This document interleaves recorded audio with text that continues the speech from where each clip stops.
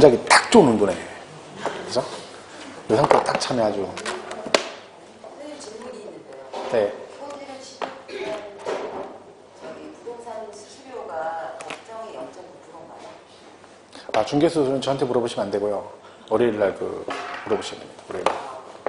그거는 저기 중개수수료는 중개사법 선생님한테. 네. 저는 잘 공부한 지 오래돼가지고.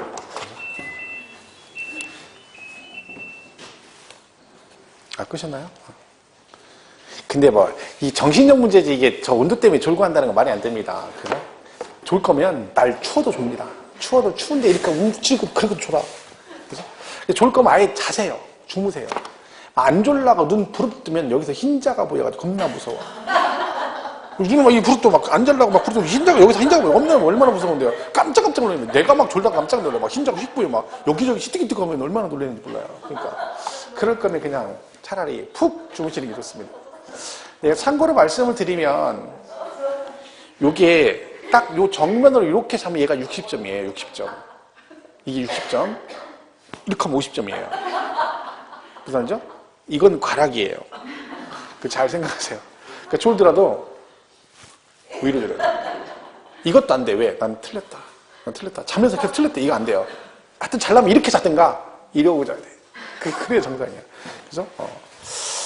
자, 거기 보시면 24페이지 맨 밑에 본 8번에 배우자 등으로부터 취득이란 말이 있어요. 자, 이거는 이제 나중에 우리가 이제 저기 보면 많이 나오는 얘기, 이게 배우자, 원래는 이렇게 돼 있거든요. 이렇게 돼 있어요. 배우자, 직계, 존비속 이렇게 돼 있어요. 자, 이거는 그러니까 부부지간이거나 그다음 뭐예요? 직계, 존비속은 뭐예요? 누굴 얘기하는 거예요? 부모 자식 간을 말합니다. 존속, 비속. 그러니까 비속은 내 자식을 말하는 거고 존속은 제 부모님을 얘기하는 거죠. 그러니까 이게 무슨 얘기예요? 부부지간이거나 부모 자식 간의 거래를 했다 그런 얘기입니다. 그러니까 배우자, 직계, 존비속 이 사람들을 두 글자로 말하면 뭐라 그래요? 두 글자. 왼수라고 그러죠. 왼수, 그죠? 왼수. 그리고 우리 와이프한테 자주 듣는 얘기입니다. 남편이라 왼수다. 저건 자식이 아니라 왼수다. 그죠? 그 맞는 말이에요. 그죠? 맞는 말이죠. 왼수지간이죠. 그러니까 전생에 왼수끼리 만난다는 말 맞긴 하는 것 같아요. 내가 어떤 때는 가끔 그럴 생각이 들 때가 있어. 그죠? 여러분들 그냥 들죠? 저게 전생에 왼수니까 지금 만나지. 그죠? 그러니까 다음 생에 또 안 만나려면 지금 서로 잘해야 돼. 왜? 지금 또 막 여기서 왼수처럼 지내면 다음에 또 만난다니까. 그래서 그럴까봐 무서워서 자꾸 가능하면 와이프한테 잘하려고 노력을 해요. 왜? 후생에 또 만날까봐. 다음 생에. 그죠? 자, 그래서 이거는 그럼 식구끼리잖아요. 그럼 무조건 세법은 이렇게 돼 있어요. 일단 이유 불문하고 배우자, 직계, 존비속 간에 거래했다는 얘기가 나오면 무조건 증여로 봅니다. 증여. 이거 뭐야? 식구끼리라는 얘기죠. 그러니까 예를 들면 남편이 본인의 아파트를 부인한테 돈을 받고 팔았대. 이런 얘기잖아요. 아버지가 아들한테 자기 부동산을 돈 받고 팔았다 이런 얘기예요. 근데 이거는 그럼 아들이 아버지 걸 돈 주고 샀다 이런 얘기잖아요. 근데 그게 우리나라 정서상을 봤을 때 그거를 실제로 돈 주고 받은 걸로 보지 않겠다는 거죠. 다 뭘로? 공짜로 준 걸로 보겠다. 그러니까 취득도 공짜로 취득한 걸로 본다. 그래서 증여로 봅니다. 그러니까 이유 불문에 이렇게 나면 무조건 증여다 보시면 돼요. 자, 이거 맞다보세요. 배우자, 직계, 존비속 간의 부담부 증여는 증여로 본다. OX. 배우자, 직계, 존비속 간의 부담부 증여는 증여로 본다. 지금 봐봐. 여기서 고민하는 게 뭐냐면요. 갑자기 부담부 증여란 말을 한 거예요. 그러니까 그걸 가지고 생각해. 아니 걔는 배우지도 않았는데 그걸로 답을 고르면 어떻게 지금 뭐 설명하고 있어?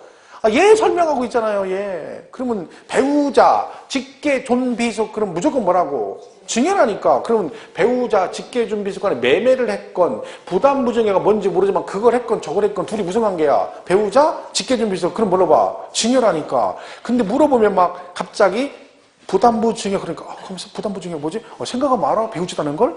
배우도 모르는데? 그럼 답은 거기 있는 게 아니죠. 이게 얘기잖아 이게. 무조건 배우자, 직계, 존비속 그럼 뭐 증여. 그런데 얘가 항상 요 말 안에 뭘 내포하고 있냐면 추정이라는 말이 있어요. 추정. 그러니까 증여로 보긴 하는데 증여 추정이라고 합니다. 그러면 의제란 말과 추정은 다릅니다. 의제는 증여로 의지한다 그러잖아요. 그럼 무조건 증여로 보겠다는 얘기입니다. 증여세를 내라 그런 뜻이에요. 근데 추정은 증여로 보긴 하는데 뭐가 되면 입증이 되면 그런 얘기예요. 그러니까 부모 자식 간에도 거래 관계를 했는데 그게 대가가 입증되면 그때는 뭘로 본다? 정상적인 거래로 볼 수도 있다. 그런 뜻입니다. 그러니까 우리 세법의 모든 배우자 직계준비속은 증여로 본다. 맞아요. 근데 어떤 의미를 내포하고 있다?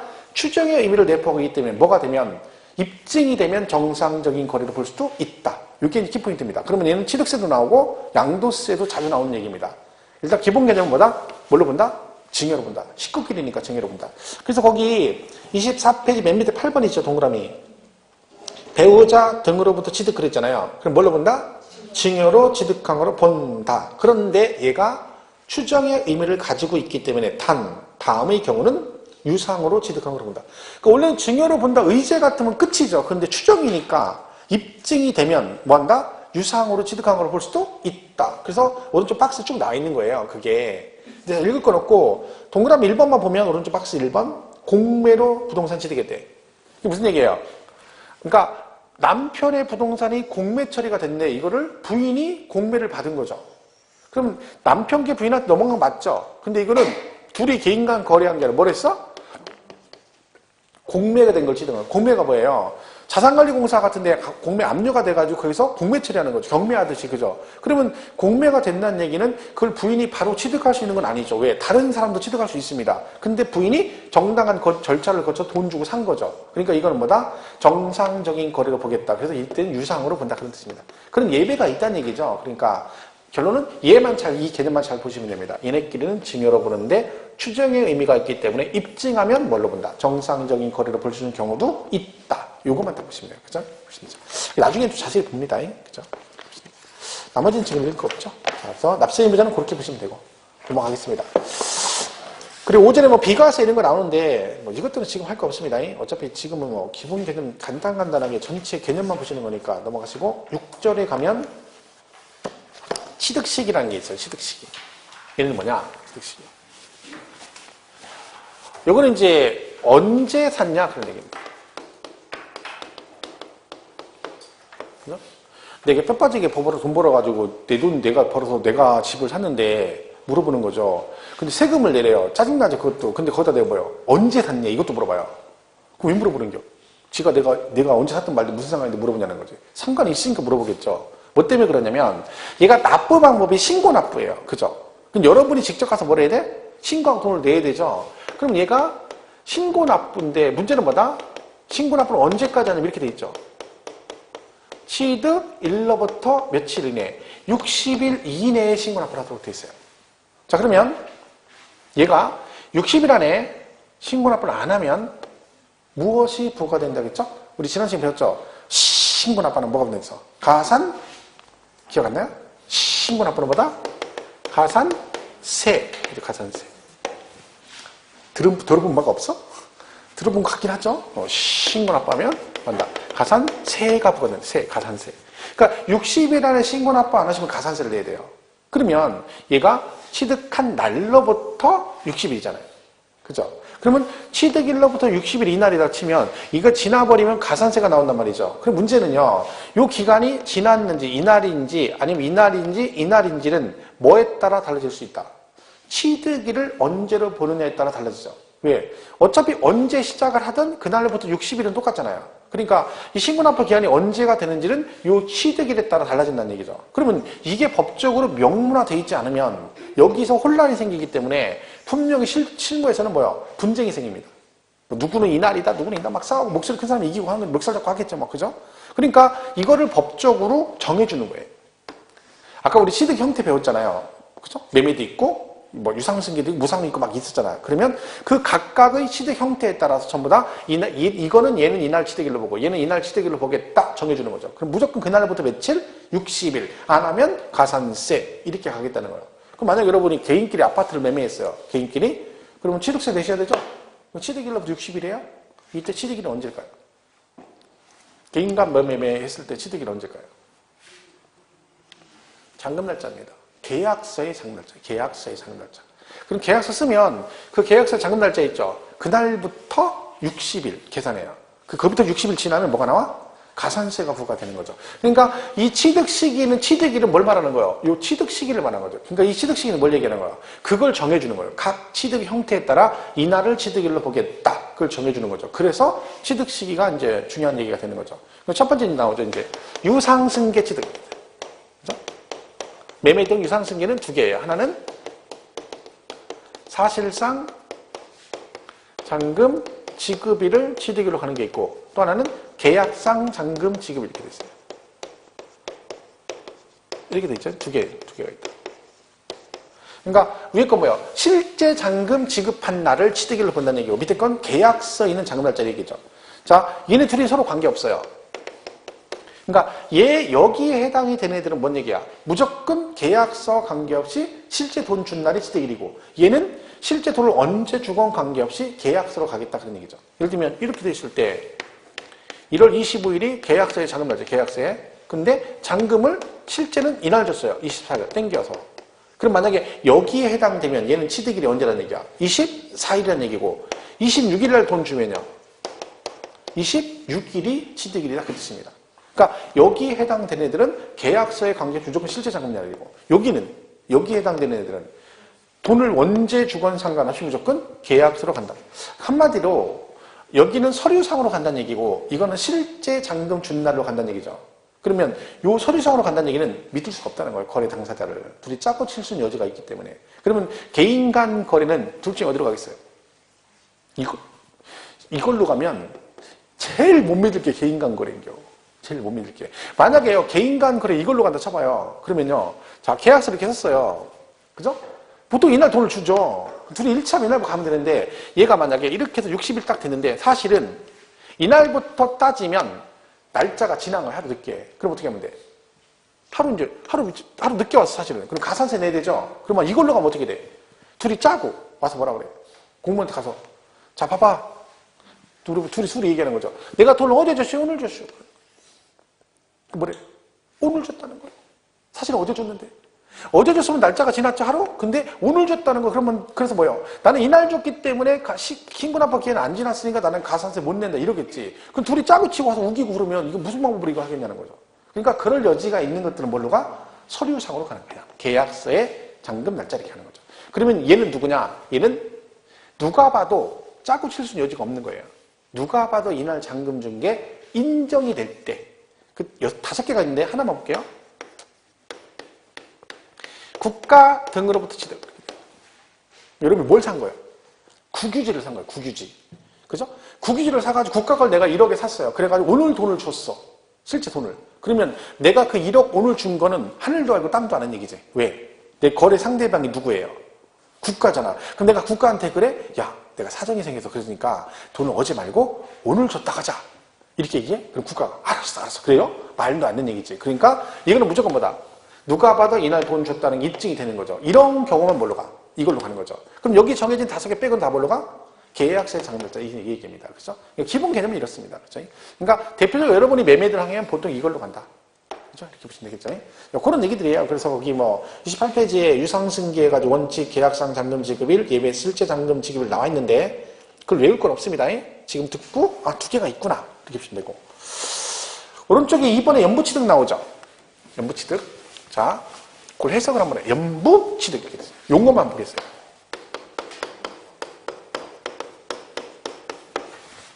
자, 여러분 자동차를 사. 자동차를. 그죠? 차 살 때 일시불로 삽니까? 현금 주고 일시불로 삽니까? 할부로 삽니까? 사본 적이 없어? 그렇게 얘기하면 안 돼요. 계속 저는 산 적도 없고 아까 집도 없는데 자꾸 취득세 얘기하고 그렇게 따지면 다 똑같아요. 그럼 뭐 여기서 뭐 그럼 뭐 세금 뭐 다 일일이 다 낸 사람 누가 있어? 그죠? 차를 살 때는 뭘 사? 보통? 내가 어제 물어봤다 어떤 분이 일시불로 산대. 자기도 모르게 나온 거죠. 뭐 얘기한 거? 자기도 모르게 부를 과시한 거. 자기 부를. 그죠? 자기 부를 과시한 거 자기도 모르게. 그죠? 평상시 하던 얘기를 한 거 아니야. 찾던 얘기를. 그러면 차를 일시불로 줬다는 거예요. 티코 샀겠지. 티코. 설마 티코겠지. 뭐 K7 뭐 이런 거 뭐 벤츠 이런 건 아닐 거 아니야. 그죠? 그 정도면 친하게 지내야 되고 진짜 그러면. 그죠? 보통 할부로 사죠. 할부로. 그리고 자동차 회사는요. 할부로 사는 걸 좋아할까요? 일시불로 주는 걸 좋아할까요? 할부를 좋아합니다. 할부를. 일시불은 안 좋아합니다. 일시불은 식당 가서 밥 먹었는데 현찰로 주고 현금 영수증 안 끊는 거 그럴 때 좋아하는 거지. 그죠? 자동차에서는 할부를 좋아합니다. 왜? 할부를 해야 차도 팔아먹고 이자까지 받아먹거든요. 그죠? 근데 어차피 캐피탈도 지네가 만든, 그죠? 자기들이 만든 현대는 현대캐피탈 다 있잖아요. 그러니까 이중으로 돈을 받아먹는 거죠. 그러니까 할부를 줘야지. 자, 그러면 할부는 24개월 할부야. 그럼 돈을 얼마 만에 한 번씩 주는 거예요? 24개월 할부면 돈 얼마 만에 한 번씩 주는 거예요? 한 달에 한 번씩. 그거 기분 나쁘게 생각할 거 없어요. 그냥 한 달에 한 번씩이야. 그죠? 그럼 얘는 뭐게? 얘는 돈은 해석해봐, 그대로. 얘는 어떻게 해? 돈을 어떻게 준다는 거야? 그쵸? 1년에 한 번씩 지불하는 조건으로 취득하는 걸 뭐라고 한다? 연부 취득합니다.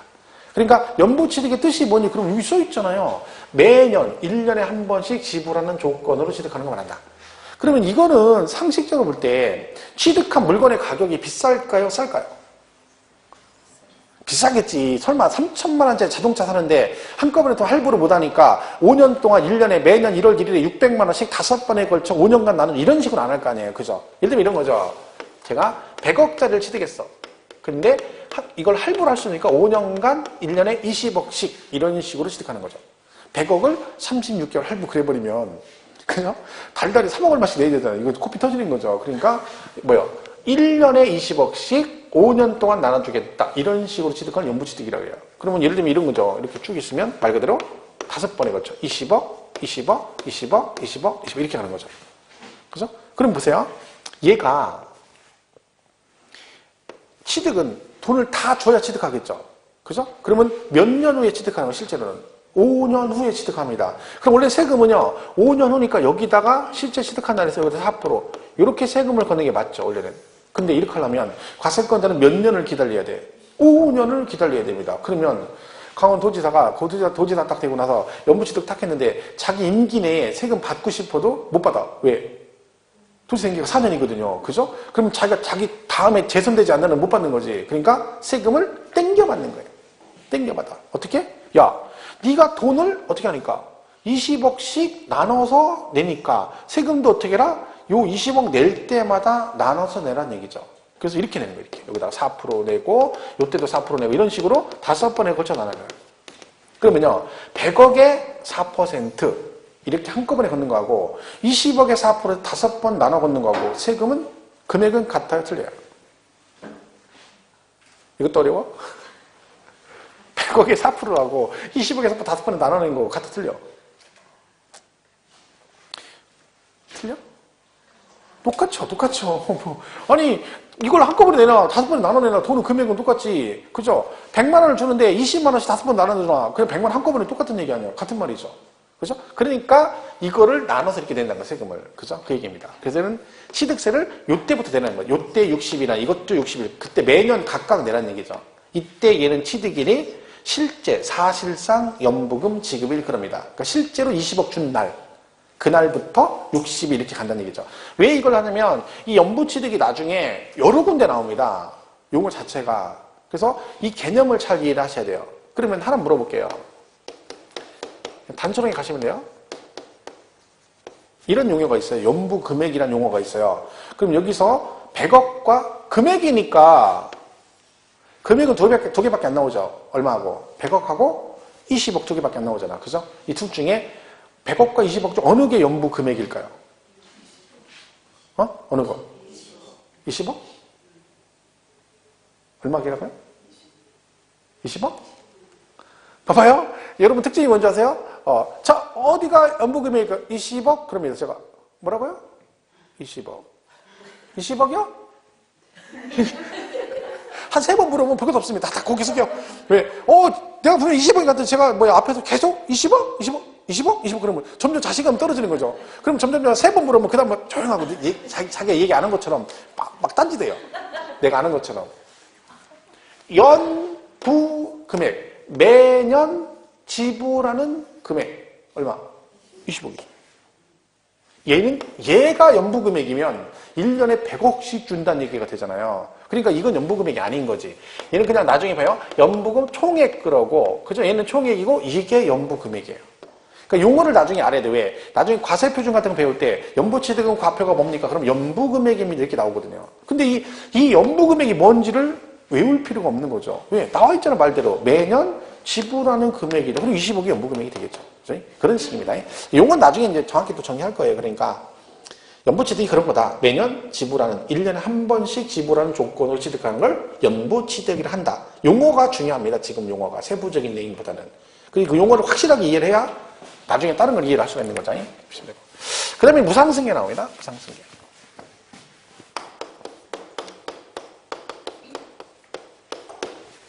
자, 무상승계는 원칙은 계약일인데 예외가 상속은 예외다. 얘를 항상 돌아가신 날. 자, 상속은 안 돌아가시면 상속이 안 되죠? 돌아가신 날, 상속, 계실, 그럽니다. 자, 그러면 증여를 받으면 언제가 취득일까? 증여를. 증여받으면, 증여는 언제가 취득일까? 자, 잘 보세요. 제가 질문을 할 때, 여러분한테 질문할 때 말했죠. 복잡한 건 안 물어본다니까. 서로 입장 곤란할까봐 안 물어본다니까. 그러면 항상 질문은 내가 칠판에다 뭘 쓰고 얘기를 하다가 설명하려다가 질문하죠. 그러면 답은 어디가 있는 거예요? 내가 설명하다 말고 물어봤다는 얘기는 그 정답이 어디 있다는 거예요? 내가 지금 설명하고자 하는 내용 안에 답이 있는 거지. 그럼 그 중에 답을 골라야 되는데 그 답은 여기에 있는 거, 여기에. 그 여기 없는 걸 자꾸 얘기하면 어떻게 해요? 엉뚱한 얘기를 하는 거죠. 뭐 증여받은 날 이런 거 얘기하면 안 돼요. 그거는 양도세 얘기고. 그 말 조심해야 된다니까. 나 학원 처음 다닌다고 했는데 나중에 증여받은 날 이런 얘기하면 배우지도 않는 양도세 얘기하면 뭔가 의심한다니까. 제가 학원 다닐 때 제가 같은 친했던 애들 몇 명 있었는데 공부를 되게 잘하는 애들이 이렇게 있어요. 근데 이 중에 하나가 여자애 공부 제일 잘하는 애가 있는데 걔가 12월 달에 공부를 시작해서 같이 공부해서 3월 달에 모의고사를 봤는데 민법을 35개 맞는 거예요. 여러분 나중에 공부해보시면 알겠지만 이건 불가능한 얘기예요. 왜? 11월 달에 와가지고 지금 와가지고 멍 때리고 있다가 3월 달에 모의고사 갔는데 민법을 35개 상상 불가합니다. 이거는. 이거는 맞은 거예요. 분명히 처음 공부했다가 같이 공부했는데 5개월. 그럼 나도 나름 공부를 좀 한다고 했는데 이게 이렇게 맞은 거예요. 근데 처음 공부해서 말이 안 되는 거지. 근데 말은 맞는 말이에요. 왜? 처음 공부한 게 맞지. 근데 앞에 뭐가 빠졌어? 이 학원에서 처음이다. 이게 빠진 거예요. 왜? 이게 1년에 되는 게 아니에요. 이게 5개월 해가지고 어린 택덤들이에요. 다른 학원에서 공부를 한 거지. 하고 여기서 또 한 거지. 그러니까 그것도 열심히 한 거니까 나온 거지. 1년 공부했다고 해서 어영부에 3월달에 뭐 안 나옵니다. 이게 독하게, 공부 진짜 독하게 하는 거야. 막. 공부 진짜 열심히 하더라고. 아우, 얘는, 독해. 여자들 독해요. 앉아가지고 막 밥도 안 먹고 계속 공부만 하거든요. 우리는 막 진짜 공부를 안 맞거든요. 우리는 막 진짜 2시간 공부한 것 같은데 10분 지나고 이런 스타일이거든요. 근데 걔는 10분 공부한 것 같은데 1시간, 2시간 지나 이런 스타일이에요, 얘가. 그러니까 얼마나 집중을 하는 거야. 그러니까 우리랑 안 맞지, 나하고는 안 맞는 거지. 제가 그렇게 집중했으면 제가 공부 훨씬 잘했겠지. 우리는 근데 아니에요. 막 진짜 2시간 지난 것 같아. 막 근데 시계 보면 10분 지나. 그 1시간 공부하면 막 피곤해요. 왜? 내가 체감하는 거 하루 종일 공부한 거 똑같은 거야. 내가 체감하는 건 왜? 10분만 지나면 2시간 공부한 것 같으니까. 근데 안 맞는 거지. 근데 걔는 막 35개 맞더라니까. 공부 진짜 열심히 하는 거지. 막 점수 좀 안 나오면요. 민법이 점수가 30개 맞았다. 그럼 우리는 기절할 일이잖아. 근데 걔는 35개, 30개 맞으면 그날 시험 딱 끝나고 밥을 안 먹어요. 밥 안 먹고 하루 종일 동영상을 봐. 그러니까 책을 봐. 민법만. 밥 먹으러 가지도 안 가. 왜? 짜증난다고. 열받는다고. 근데 그런 애들이 욕심이 공부 잘하는 거지. 당연히 붙죠. 붙었는데 걔가 채점에 평균 95점이 나왔어요. 이당 수석이 전체 전국 수석이 92.5점이었는데 얘가 95점을 맞았는데 채점을 같이 했는데 얘가 수석이 아닌 거예요. 그래서 제가 우리 같은 이렇게 모임 있잖아요. 같이 가서 3일 나가서 가면 확인해 주거든요. 답안지를 본인만. 본인 건 답안지를 확인해 줘요. 가면 걔들이 보여주거든요. 근데 봤더니 밀렸었어요. 근데 붙은 게 기적이에요. 붙은 게. 밀렸었는데 다행히 과락은 면하고 공부를 워낙 잘하니까 다른 과목 점수 많이 나온 거죠. 평균 90분이 거기 다 맞은 거 아니에요. 그래서 붙었어. 근데 밀렸은 거야. 야, 그래가지고 이거 그때 진짜 대단했습니다. 그때. 근데 이때 수석 합격자가 92.5점인가 있거든요. 이건 제대로 썼으면 얘가 수석했어요. 근데 그때는 수석을 하면 혜택이 되게 많았거든요. 학원에서 1,000만 원 주고. 그 다음에 뭐 출판사 같은 데서 뭐 하잖아요. 동영상 어디 출판사 책 썼다. 그러면 출판사에서 500만 원 막 주고 이랬어요. 그러니까 막 중간에 한번 그때 당시 수석하면 뭐 2000년대 초반 이때는요. 1990년 후반 이때는 수석하면 막 여기저기서 돈을 줬어요. 학원에서도 막 광고 효과니까. 그때 나 다니는 학원도 인원이 굉장히 많았거든요. 막 수백 명이었으니까 원장님이 우리 학원 전국 수석 나오면 수강생한 1,000만 원 주겠다. 그렇게 막 공약을 했었어요. 근데 그런 학원 되게 많았어요. 근데 얘 그 됐으면 한 2,000만 원 벌었는데 가만히 앉아서. 아깝죠. 근데 밀렸었어요. 근데 붙은 게 기적이죠. 근데 공부를 막 그렇게 하면 수석하지. 여러분 나중에 그 생각이 들 거예요. 아, 내가 태어나서 이렇게 공부를 열심히 해본 적이 없다. 그런 생각이 들 거예요. 중개사 공부. 근데 60점 못 맞아. 내 생에 그렇게 열심히 공부한 적이 없어. 미치는 거야, 미치는 거죠. 그죠? 근데 목표가 60점이야. 그죠?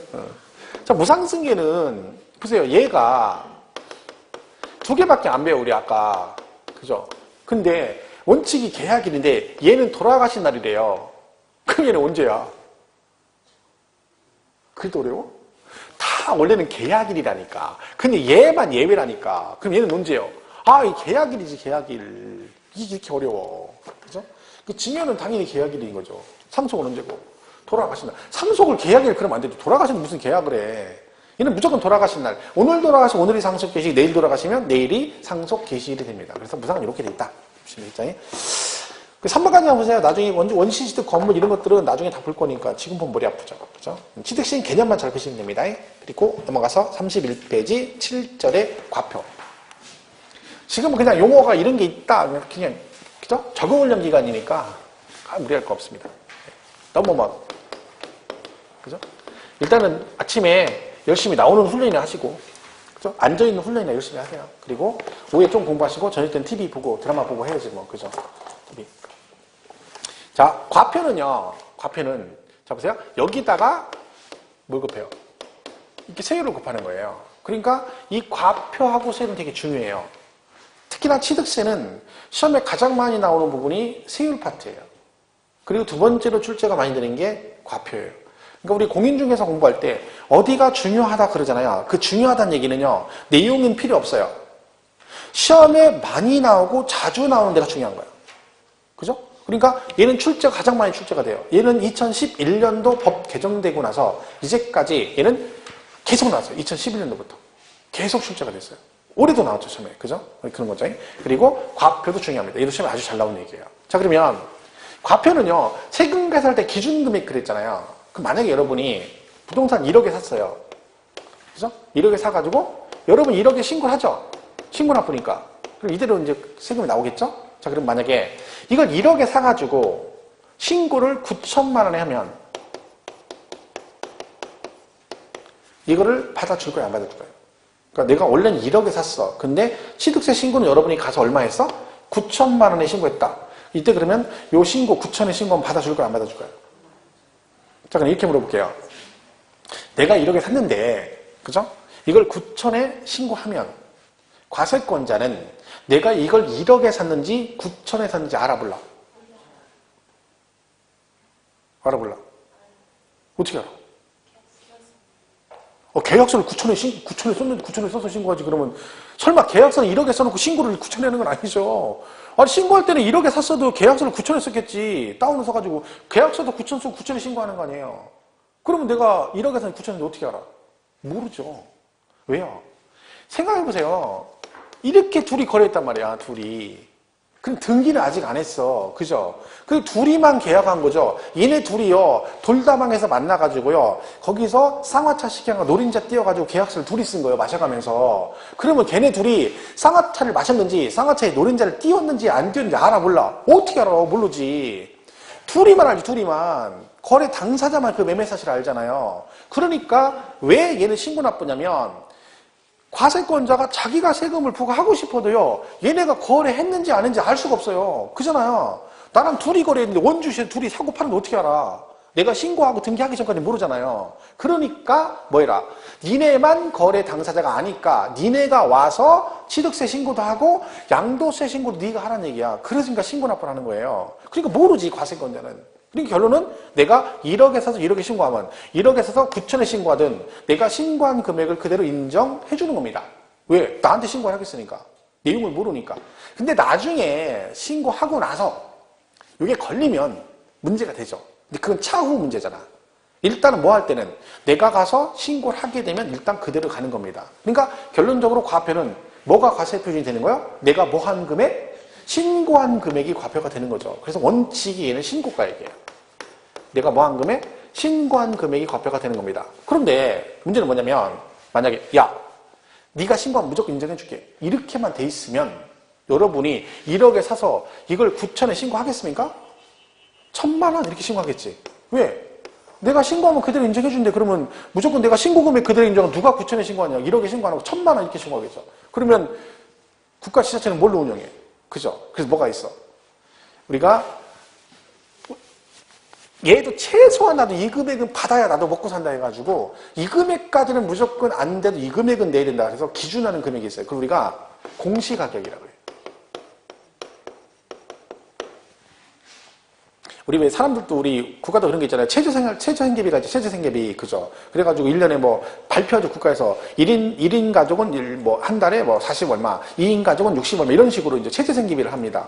그리고 국가 지자체도 운영하려면 최소 금액이 있어야 되는 말이에요. 그래서 최소한 이 금액까지는 내야 된다 해서 공시를 해요. 공시가격이라고 해요. 그 공시가격을 두 개. 하나는 기준시가라는 게 있고 또는 뭐가 있다? 시가 표준액이라는 게 있어요.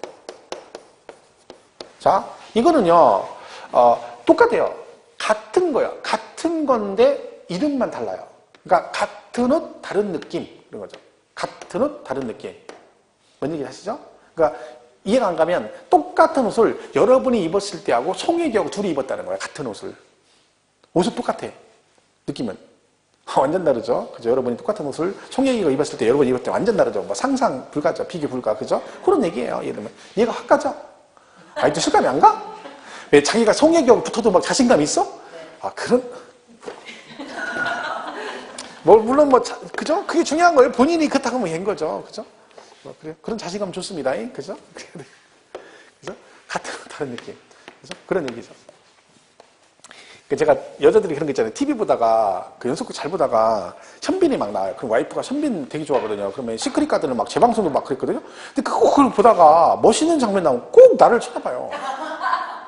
아무 말도 안 해. 그냥 이렇게 쓱 쳐다보고, 다시 보면서 한숨 쉬는 거예요. 그냥 가만히. 아, 나는 그냥 의문의 일패죠. 나 가만히 앉아있는데, 쟤도 없고요. 그리고 얘가, 남자가 바람 피는 장면이 나오면, 날 또 쳐다봐요. 내가 바람 폈냐고. 아, 일반. 그런 것도 하지 마. 그 얘기는 뭐야? 현빈하고 나를 비교하는 거잖아요. 근데 저는 그런 생각을 했고, 그다가 이제 계속 쳐다보면 내가 기분 나버려요. 그거를 그런 식으로 보지 말고, 나한테 현빈을 보면서 나를 보고 한숨을 쉬려면 본인이 송혜교처럼 이뻐야 되는 거예요. 자기는 아니잖아. 어디다 대고 비교해. 그러니까 여러분도 그러면 안 돼요. 본인 얼굴을 잘 봐. 그거를 보고 냉정하게 판단 얘기를 해야지. 어떻게 그냥 그것만 보고 막 비교하냐. 내가 송혜교 쳐다보면서 와이프 쳐다보니 안 쳐다봅니다. 맞을까 봐. 근데 그러면 안 되죠. 남편들 무슨 죄가 있냐고. 그냥 열심히 사는 죄밖에 없는데 거기다 대고 뚝 하고 있다. 못 쓰러지는 거죠. 그렇죠? 자, 그래서 얘는 같은 얘기인데 얘는 국세, 얘는 지방세 이렇게 돼 있는 거예요.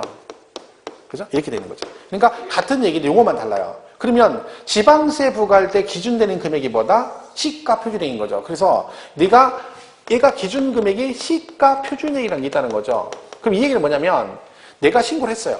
근데 아무리 신고를 해서 금액을 낮게 신고하더라도 뭐보다는 얘보다 낮으면 안 되는 거예요. 그러니까 얘가 1억이에요. 시가 표준액이. 이건 매년 결정해서 공시하도록 되어 있는 법이에요. 그러니까 토지는 매년 5월 말에 하고 주택은 매년 4월 말에 하도록 돼 있어요. 그럼 내년도 거는 내년 2017년 4월 말 5월 말에 하도록 돼 있어요. 그러면 걔가 1억이야. 근데 내가 신고를 9천에 한 거예요. 이때는 얘가 인정이 안 되는 거야. 왜? 신고 거액이 뭐보다 낮아? 기준인 1억보다 적죠. 그럼 얼마로 가? 1억으로 갑니다. 1억으로. 그러니까 무조건 얘보다 높아야 되는 거죠. 신고 금액이. 이걸로 가는데 얘가 만약 1억인데 1억 5천에 사가지고 1억 2천에 신고했어. 그럼 일단 얘는 받아줘요. 근데 1억 5천에 사가지고 9천에 신고해버리면 안 받아줘요. 아예. 그 금액 자체를 인정 안 해줘. 신고할 당시에. 왜? 이거보다 낮아버리니까. 결론은 뭐다? 얘가 원칙인데 얘가 뭐보다? 신고가액이 시가 표준액보다 적으면 근데 뭘로 간다? 신고가액이 아니라 시가 표준액을 과세 표준화한다. 결론은 둘 중 비교해서 큰 걸로 간다.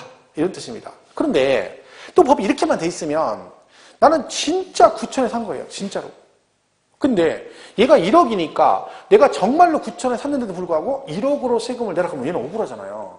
그래서 이 억울함 풀어주기 위해서 또 예외가 있어요. 뭐 네가 정말로 그 금액에 샀다는 게 입증이 되면 그럼 내가 그대로 인정해주겠다 해서 하나가 더 있어. 뭐? 특례로 사실상 취득가액이라는 게 있는 거예요. 근데 얘는 뭐예요? 무조건 이 금액으로 가주겠다는 거지. 그러니까 얘는 누가 봐도 이 금액으로 샀다는 게 인정이 되는 경우죠. 아까 국가등 있었잖아요. 국가등. 그죠? 6개가 있어요. 이렇게 검증해가지고. 이건 나중에 이제 외워요. 외우는 방법이 있어요. 1월 달에 할 때. 여기 보시면 국가 거를 샀다는 거지. 그죠? 1억에 샀어. 그러면요. 내가 이걸 9천에 샀다 그러면 내가 국가로부터 1억에 산 거잖아요. 그럼 내가 1억에 샀다는 건 하늘도가 땅도 하는 얘기잖아. 그러니까 뭐야? 그 9천이 얘보다 적잖아요. 그래도 얼마나 가죠? 9천으로 간다는 거죠. 만약에 국가로부터 1억 2천에 사면 어떻게 돼요? 시가 표준이 1억인데 내가 1억 2천에 샀어. 그럼 얼마가 화폐다? 1억 2천.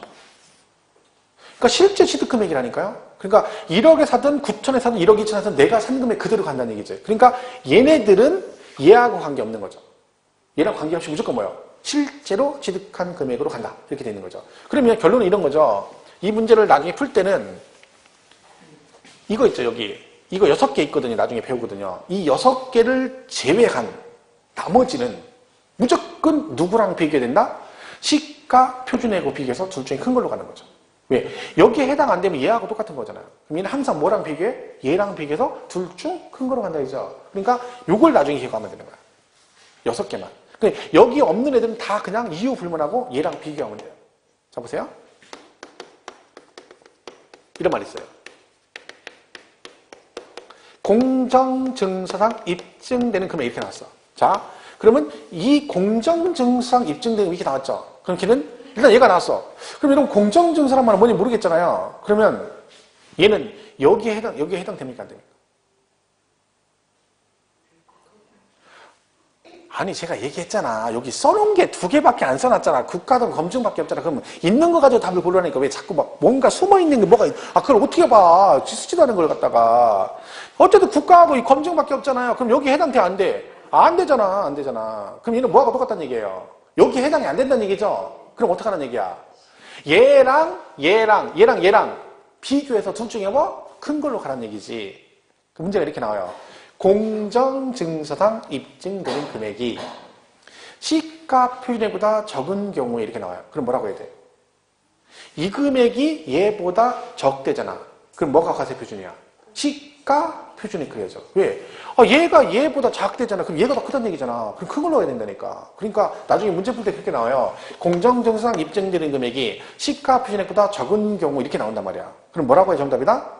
시가 표준액이다 그러면 돼요. 아까 뭐라고요? 신고가액이 시가 표준액보다 적으면 뭐? 시가 표준액 그랬잖아. 그 두 개 비교해서 큰 걸로 간다 했잖아요. 근데 여기에 해당이 안 됐을 땐 다 그걸로 가면 되는 거야.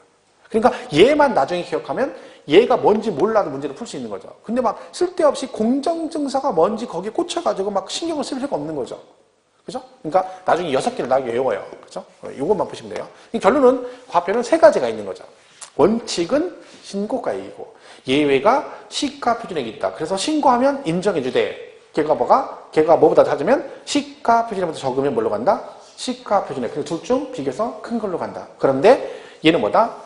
얘랑 관계없이 항상 이 금액 그대로 가겠다 해서 실제 취득 금액 이렇게 있다. 이렇게 보시면 됩니다. 그래서 3가지가 있다.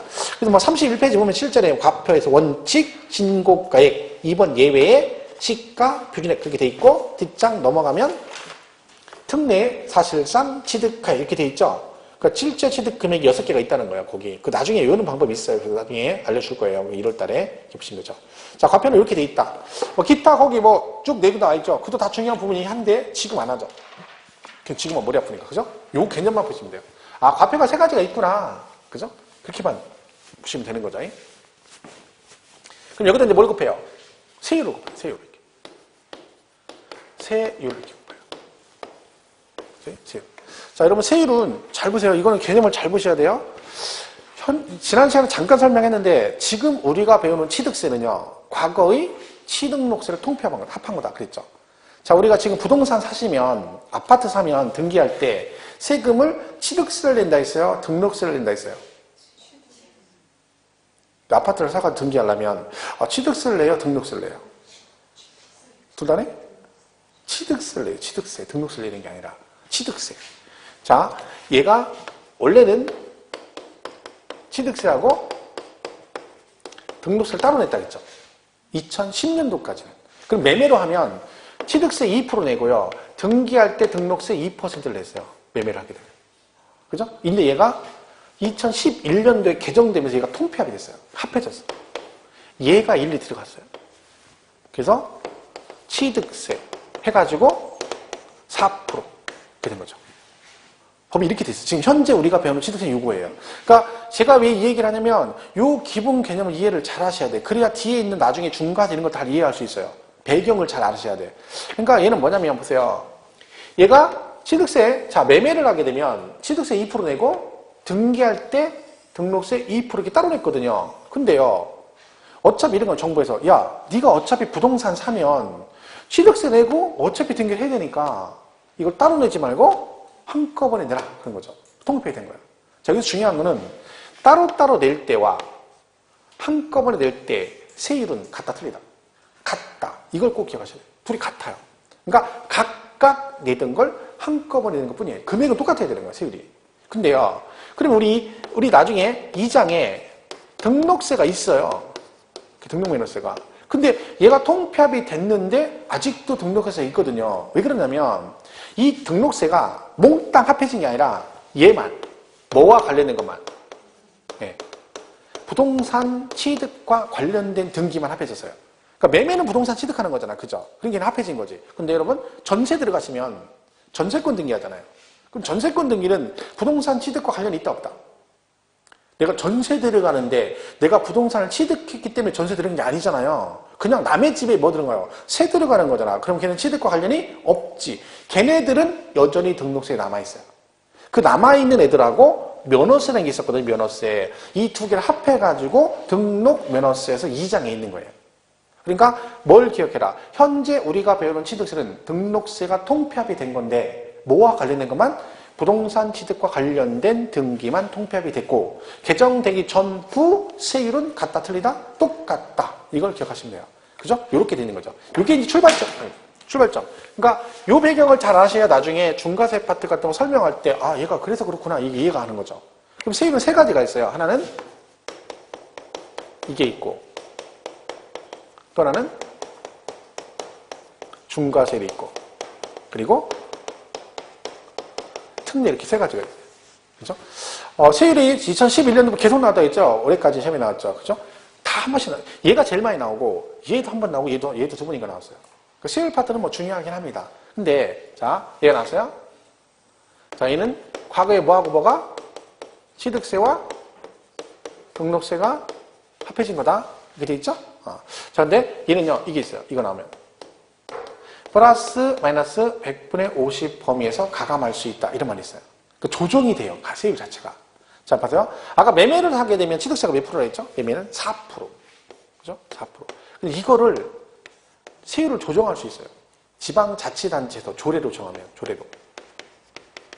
조례가 뭐냐면 조례는 지방의회 있죠? 시도나 시군 의회 있잖아. 걔네들 통과되면 뭐야? 조례예요, 조례. 국회 통과하면 법률이 되는 거고, 그죠? 자, 그러면 이런 얘기죠. 강원도, 가감세는 50%죠. 어떻게? 이거의 50%죠. 그건 얼마야? 2%죠, 2%. 그걸 더하거나, 빼거나, 얘기죠. 그러면 이게 더하면 얼마예요? 6%죠? 이렇게 하면 2%. 그죠? 이 범위 안에서 뭐 할 수 있다? 조정이 가능하다, 세율이. 그러면 강원도는 강원도 의회에서, 야, 우리 돈 없으니까 우리 강원도는 취득세를 5% 걷자. 올림픽도 해야 되고 돈이 없으니까. 그죠? 이렇게 하면 강원도 물건 취득한 사람 전부 다 취득세 5% 내야 됩니다. 그러면 강원도에서 5% 올렸다고 해서 경기도나 다른 지역에 5% 내는 건 아니에요. 왜? 그럼 걔네들이 알아서 하는 거예요. 각자. 3%, 야, 우리 그냥 3%만 걷자. 가능하다는 얘기죠. 이게 가능해. 이 범위 안에서. 우리가 배우는 지방세 3개 있죠. 취득세, 등록세, 재산세는 전부 다 이게 가능합니다. 실제로는 그런 가감정 하느냐? 안 하죠. 왜? 지금 강원도지사가 누구예요? 최문순인가요? 아닌가? 관심 없죠? 막, 뭐, 대통령 이름만 또 뭐 신경 쓸 게 뭐 있어. 최문순이니까 아마 그죠? 그 MBC인가 어디 사장했던 사람. KBS인가. 그 최문순이 만약에 갑자기 나와서 뭐라 그래요? 오늘 아침에 나와가지고 앞으로 강원도는 취득세를 5%씩 걷겠다. 이렇게 얘기하면 그 얘기는 뭔 얘기야? 나는 이번 임기를 끝으로 모든 정계에서 은퇴하겠다. 이런 얘기하는 거예요. 왜? 이걸 5% 주면 누가 그걸 뽑아주겠냐고. 저거 뽑으면 안 돼. 왜? 저거 나중에 뽑으면 우리 죽어. 세금으로. 이렇게 되거든요. 그죠? 괜히 안 하죠, 얘들이. 낮추지도 않습니다. 왜? 낮추면 또 재정이 약화되니까. 그죠? 그러니까 가능은 해. 하진 않아요. 그러니까 항상 우리가 세율 파트, 왜 얘기를 하냐면, 세율 파트 얘기 나면 항상 기본으로 나온 얘기가, 얘는 뭐가 가능하다? 가감 조정할 수 있다가 기본이에요. 취득세, 등록세세는 전부 다 셌다. 그리고 또 뭐가 있어? 세율 얘기 나면. 우리 항상 세금은 올림픽 정신이라 했죠. 더 빨리, 더 많이. 빨리 걷고, 많이 걷고. 그럼 이런 말이 나와요. 동일한 과세 물건에 2개 이상 세율이 동시에 적용되면 하나만 적용해야 되잖아요. 이때 높은 세율로 간다, 낮은 세율로 적용한다. 근데 금방 뭐라겠어. 항상 답을 얘기해주고 물어보는 거예요. 더 빨리, 더 많이라니까. 더 빨리 뭐라고? 더 많이니까 높은 세율, 낮은 세율. 높은 세율. 제가 말했죠. 세금은 순진한 생각을 하면 안 된다. 국가는 국민한테 부담을 덜 주기 위해서 가능하면 세금을 적게 거두려고 한다. 그런 순진한 생각을 하면 안 됩니다. 국가는 어떻게든지 우리한테, 국민한테 줬짜가지고 세금을 최대한 많이 걷겠다. 이게 걔네들 기조예요. 대신 많이 걷을 때는 표 안 나게, 깎아줄 때는 왕창 표시나게. 그러니까 10% 깎아주는데 막 표를 막 이렇게 내죠. 막 뭐 해주면 막 마치 엄청 해주는 것처럼 막 대대적으로 얘기를 합니다. 그리고 깎을 때는, 걷어갈 때는 소리 소문씩 걷어가는 거. 그죠? 그러니까 비과세 면, 막 감면 가지고 다 없앴죠. 옛날에 많았었는데. 왜? 그걸 없애버리면 결국 그만큼 우리가 세금을 많이 내는 거거든요. 양도세도 지금 많이 내는 거예요. 2010년도 이전에는요, 예정시군납세액공제라는 게 있어가지고, 기간 안에 시군납하면 10% 깎아줬거든요, 세금을 해요. 1억이면 1,000만 원 깎아줬단 말이죠. 그럼 그거 없어졌어요, 전부 다. 왜? 슬쩍 없앤 거죠. 그럼 세금을 그만큼 우리가 더 내는 거죠. 뭐 그런 식으로 많이 합니다. 그죠? 그러니까 요거는 항상 어디서 물어보든 이거는 뭐라고 나면, 동일한 과세 물건에 2개 이상 세율이 동시에, 그러면 낮은 세율 높은 세율? 높은 세율, 높은 세율. 항상 그러니까 머릿속에, 세금은 올림픽 정신이다. 더 빨리, 더 많이, 더 빨리, 더 빨리, 더 빨리, 더 많이. 그죠? 이렇게 되는 거죠. 어떤 분이 올림픽 중에 참가하는 대회가 있대. 참가하는 의의는 있지. 근데 여러분, 그럼 여러분 지금 와서 계속 참가하고 있는데 지금 이름을 합격해? 택도 소리죠. 성적을 내야지. 동메달은 아니더라도, 그죠? 참가만 하면 안 됩니다. 참여도 하고, 그다음에 성적도 내야지. 그래서 항상 요게 같이 나온다. 그죠? 이렇게 돼 있습니다. 그리고 요 2개가 합해진 거다. 항상 요 머릿속에 딱 집어넣어야 돼. 그래야 여기 중간에서 이렇게 같이 이해가 되는 거죠. 그러니까 이건 제일 중요한 부분이에요. 세율 파트는 시험에 제일 많이 나오니까. 나중에 엄청 많이 하죠. 그래서 요 요걸 외우는 거지, 나중에. 표준세율은 뭐니? 이렇게 되는 거죠. 자. 그러니까 이건 지금 알려주면 매매는 얼마야? 4%예요. 그죠? 근데 농지를 매매로 사면 3%를 내요. 뭐 이렇게 돼 있어요. 이런 게 이제 시험에 나오는 거예요. 그죠? 그리고 증여를 받으면 3.5% 내요. 근데 비영리 사업자가 증여받으면 2.8%를 내요. 그죠? 그리고 상속받아도 취득세 낸다 했죠? 상속. 얘는 2.8% 이렇게 내요. 그리고 농지 상속받으면 2.3% 이렇게 되죠. 그리고 보존등기 같은 거죠. 새로 치면 원시 취득. 그래서 얘는 2.8% 이렇게 되죠. 그죠? 그리고 각종 분할, 공유물, 총유물. 공유물을 공동물건을 분할한다. 그럼 2.3% 이렇게 돼 있어요. 그러니까 요게 표준세율이에요, 기본. 그러니까 이건 뭐 기본적으로 올해도 시험에 이거 나왔죠. 그러니까 이걸 시험에 냈다는 얘기는요. 아주 그 세율 파트 가장 기본 9구단어만 2단 낸 거, 2단. 대놓고 맞으라고 낸 거죠. 그러니까 올해 시험도 세법은 되게 어렵지 않았습니다. 2문제 빼고는 되게 쉬웠죠, 세법이. 근데 공부를 안 한 사람은 소용도 없는 거고. 근데 공부 좀 하시는 분들은 세법을 되게 많이 맞았어요. 그러니까 세법 점수를 많이 따야 돼요. 16개면 얘는 진짜 아무리 못 맞아 10개는 맞아야 됩니다. 이걸 한 5개, 6개 맞아버리면 2개, 3개 차이 떨어진 사람들은요 당연히 떨어지는 거예요. 왜? 이건 조금만 하면 10개 이상 충분히 맞거든요. 이거 점수 못 따면 못 맞는 거죠.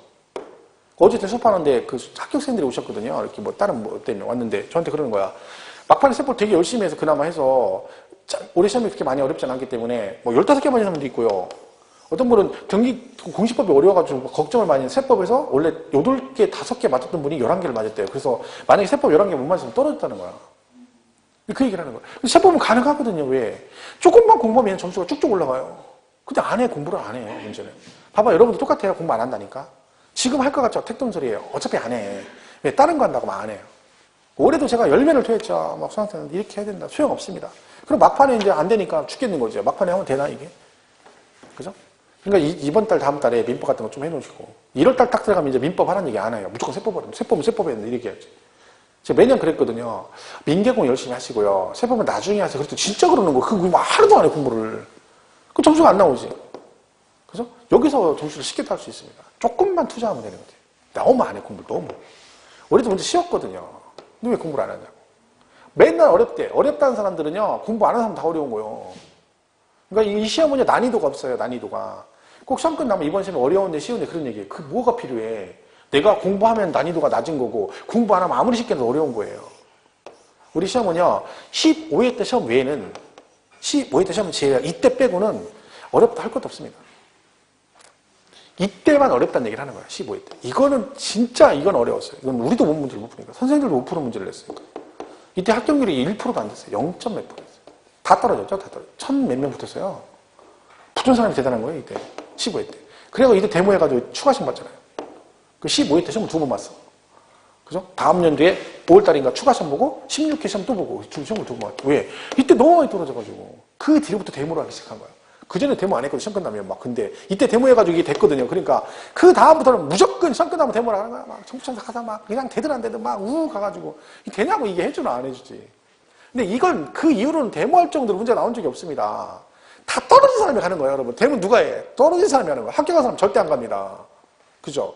그러니까 여러분 합격을 해야 돼, 합격을. 어제도 막 저부자꾸 어찌나 인사를 하는지 막 제 덕분에 합격했다 그 얘기를 얼마나 하든지. 왜요? 합격했으니까 하는 얘기야. 붙으니까 아름답게 마무리가 되는 거야. 막 떨어져서 막 날 원망하겠지. 근데 붙으니까 막 선생님 덕분에 했다고 막 몇 명이 그러는 거예요. 아니라고 막 근데 그렇다는 거야. 여러분도 봐봐. 붙으면 저한테 와서 선생님 덕분이라 그래. 막 근데 떨어지면 인상 씁니다. 나쁘면 근데 쟤 진짜 처음부터 마음에 안 들었는데 막 이런 얘기를.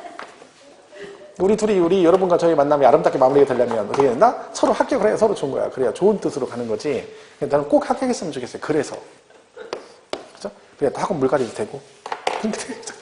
내가 자, 여기까지 하고 잠깐 쉬었다가 요거 내용 이어서 가겠습니다.